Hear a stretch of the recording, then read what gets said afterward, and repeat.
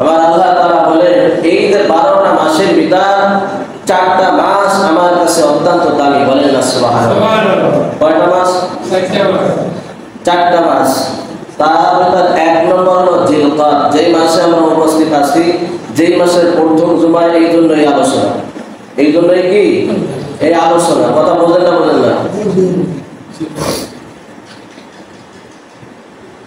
1 নম্বর হলো জিলকাদ। 1 নম্বরে কি মুখস্থ করেন, যেহেতু আল্লাহ তাআলার কাছে প্রিয়।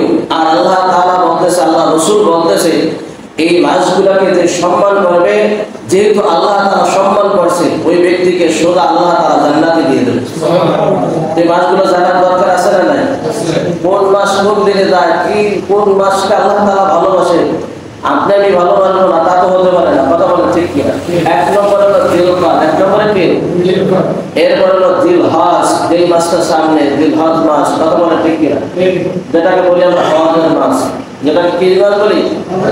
হজের মাস। এরপরে যে আরবি তারিখ অনুযায়ী যে বছরটা শুরু হয় সেটা হলো মুহররম। সেটা কি?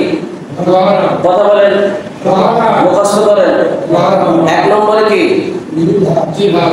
জিলকাদ। 1 নম্বরে কি? জিলকাদ।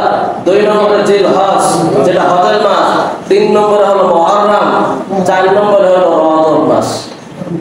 কয়টা মাস?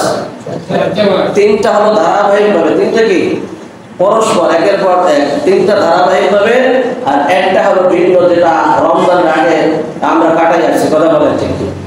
তো এই 4টা মাস আমার আল্লাহ তাআলার কাছে অত্যন্ত দামি। আল্লাহ তাআলা বলেন এই 4টা মাসকে আমি সম্মান করি। সুবহানাল্লাহ। বাস্তব বললেন সুবহানাল্লাহ। যে আল্লাহ যে মাসকে সম্মান করে, ওই মাসকে সম্মান করার দরকার আপনার আমার আছে কি নাই? আছে। ওই ব্যক্তি যে ব্যক্তি মাসকে সম্মান করবে, কসম খোদা আল্লাহ তাআলা তাকে maaf কইরা কবরে নিয়ে যাবে। সুবহানাল্লাহ।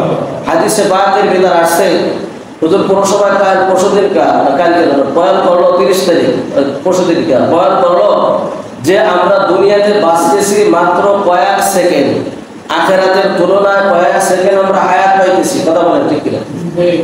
কেউ হায়াত পাইতেছে, এক ব্যক্তির জিজ্ঞাসা করা হয়েছে তুমি দুনিয়ার কবরে হাসরের ময়দানে তাকে প্রশ্ন করা হয়েছে তুমি দুনিয়াতে কতদিন ছিলা? বলে ওই ব্যক্তি বলতেছে 1 সকাল বা 1 বিকাল আমি দুনিয়া অবস্থান করছি। বলে না না, আমি তো তার চেয়েও কম অবস্থান করছি। আমার মনে হয় এই দরজা থেকে ঢুকলাম, অপর দরজা থেকে বের হলাম, আমার হায়াতটা শেষ হয়ে গেল। অথচ এই দুনিয়ার হায়াত একদিন দেখতে না দেখতে শেষ হয়ে যাবে। কথা বলে ঠিক কিনা?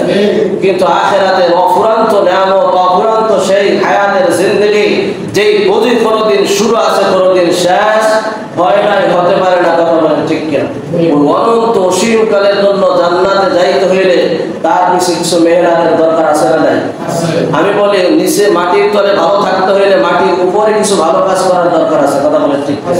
যেহেতু মাটির তলে আমি ভালো থাকতে চাই, এই জন্য মাটির উপরে কিছু আমার ভালো কাজ করতে হবে। কথা বলে ঠিক কিনা? যেহেতু এই মাসটা সম্মানিত।